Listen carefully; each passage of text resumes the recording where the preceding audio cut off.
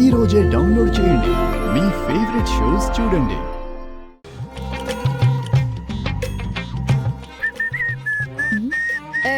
నువ్వేంటి ఇక్కడ? నేనేంటా? ఇది నా రూమ్. నేను డ్రెస్ మార్చుకోవాలి, బయటకు వెళ్ళు. నేను కూడా డ్రెస్ మార్చుకోవాలని వచ్చిండా. నువ్వే బయటికి పో. Ladies first. అవును, లేడీస్ ఫస్ట్. నువ్వు కాదు కదా. రే కోట్రు, ఎలా కనిపిస్తున్నాడ్రా నీకు? ఏ మీటరు, మెడలో తాళి కట్టిన భర్త నేను. కాస్త గౌరవం ఇవ్వు. నీకేంట్రా గౌరవం ఇచ్చేది? కోట్రు కోట్రు కోట్రు. ఏ మీటర్ మీటర్ మీటర్, పోయా బయటికి. నేను డ్రెస్ మార్చుకోవాలా? నువ్వే పోరా కోట్రుగా. బాబా, పని మీద వెళ్ళేటప్పుడు చిరాకు పెట్టించినావు అనుకో, నాకు నిండా కోపం వచ్చేస్తుంది. నీకు పని మీద వెళ్ళేటప్పుడే కోపం వస్తుందేమో, నాకు నిన్ను చూస్తేనే మండిపోతుందిరా. బయట బకెట్లో నీళ్లుంటాయి, పోయి మీద పోసుకో, చల్లారిపోద్ది. ఓమే సాలుగానే కాతలు పడతా ఉండవు. రే రే, లేడీస్ ఉన్నారన్న కామన్ సెన్స్ లేదా నీకు? ఎవరుండారేడా? ఉంటే గింటే నా బ్యాండ్లో నువ్వే కదా ఉండవు. రే నిన్ను. ఏంది చెప్పేంది?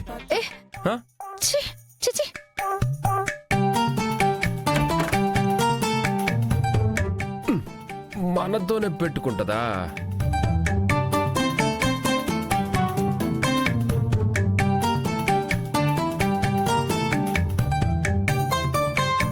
ఏమ్మా బయటున్నావేంటి? లోపల ఎవరన్నా ఉన్నారా? లేదండి, మీ అబ్బాయి నన్ను బయటకు వెళ్ళమని పంపించి తలుపేసుకున్నారు. బయటికి వెళ్ళమన్నాడా? ఎందుకు? ఏమో నాకేం చెప్పలేదండి. బయటకు పంపించి మొహం మీదే తలుపేశారు. మళ్ళా ఏమై ఉండదు నీకు? రేయ్ చెప్తా నీ పని.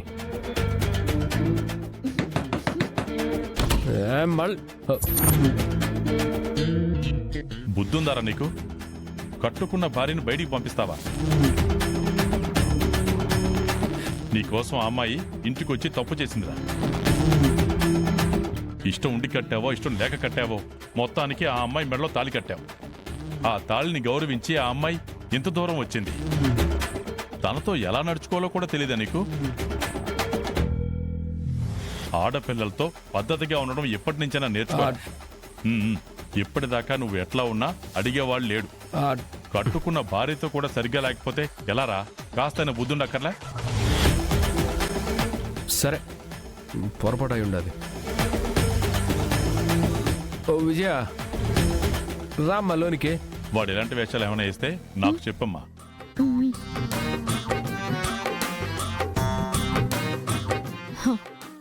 నాతో పెట్టుకోవద్దు, చూసావుగా. అవునా? దా లోనికి దా.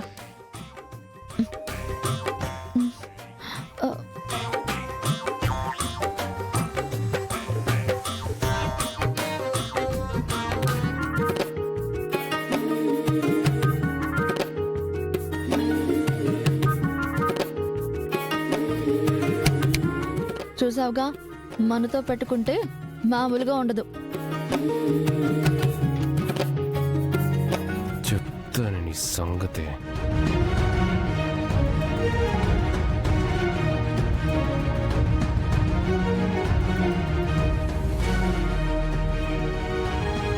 రే మచ్చా, శుక్రవారం నా శోభనరా.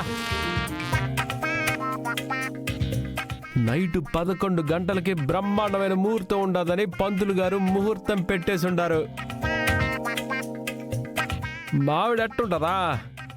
పెద్ద అందంగా ఏం ఉండదు మచ్చా, ఏదో యావరేజ్గా ఉంటది. నా పక్కన నిలబడితే దిష్టి బొమ్మ మాదిరిగానే ఉంటది. కానీ ఏం చేస్తాం, తాళి కట్టాల్సి వచ్చి ఉండదు.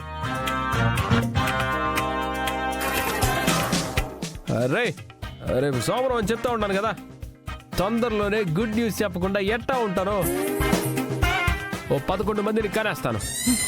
అవును, థ్యాంక్స్. చెప్పు మచ్చా.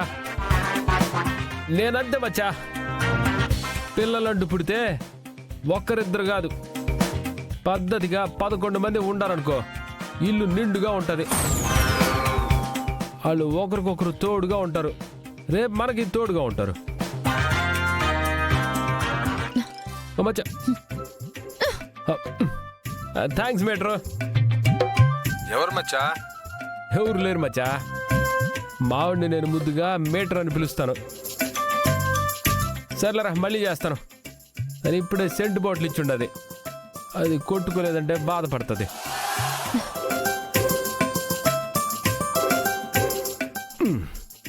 ఆ, ఆ, ఆ. ఆహా, ఆ.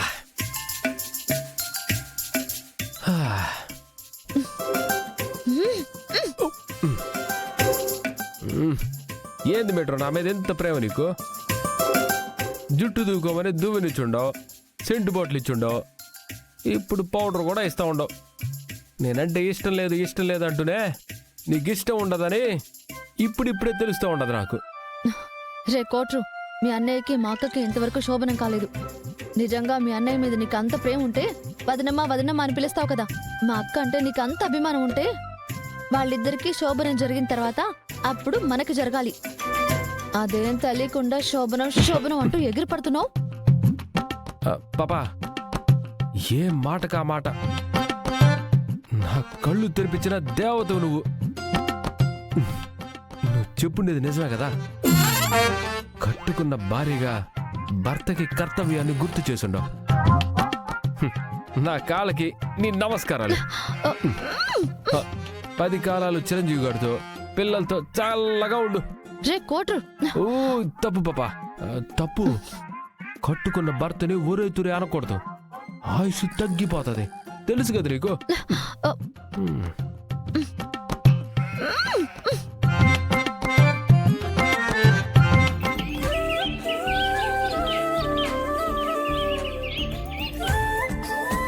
నమస్తే కృష్ణరాజు గారు.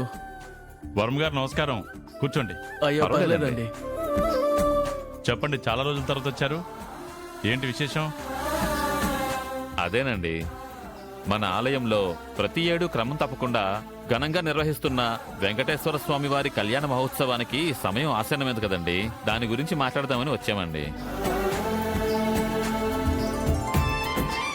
గత ఏడాది స్వామివారి కళ్యాణ మహోత్సవాలు మీ కుటుంబమే జరిపించింది.